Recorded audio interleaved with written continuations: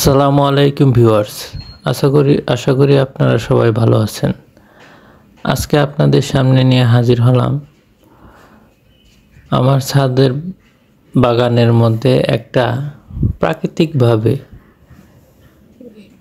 একটা বাঙ্গি গাছ হয়েছে।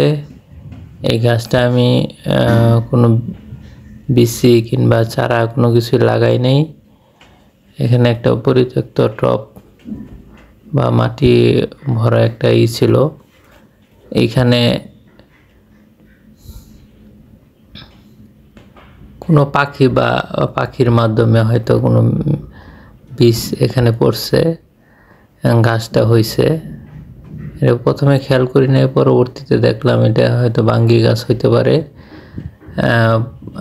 পরে বাঁশের একটা চাং ছিল আর কিছু ওই প্লাস্টিকের ছিল, এগুলা দিয়ে দিছি ছাদের উপরে। এগুলোর মধ্যেই আস্তে আস্তে ছড়াই গেছে এবং একটি সুন্দর কত বড় একটা বাঙ্গি হয়েছে। আলহামদুলিল্লাহ, বাঙ্গিটা মনে হয় প্রায় পরিপক্ক হয়ে গেছে, আর কিছুদিনের মধ্যেই পেকে যাবে। বাঙ্গি পাকলে খুব সুন্দর মিষ্টি ঘ্রাণ বের হয়, আর এই সবুজ বাঙ্গি পুরাটা হলুদ বর্ণ ধারণ করবে, দেখতে অনেক সুন্দর লাগবে।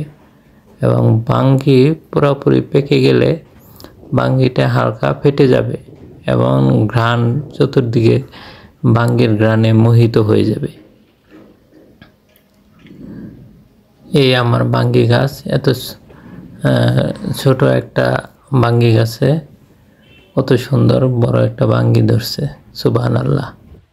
আমাদের সাথে শেষ পর্যন্ত থাকার জন্য ধন্যবাদ। আল্লাহ হাফেজ।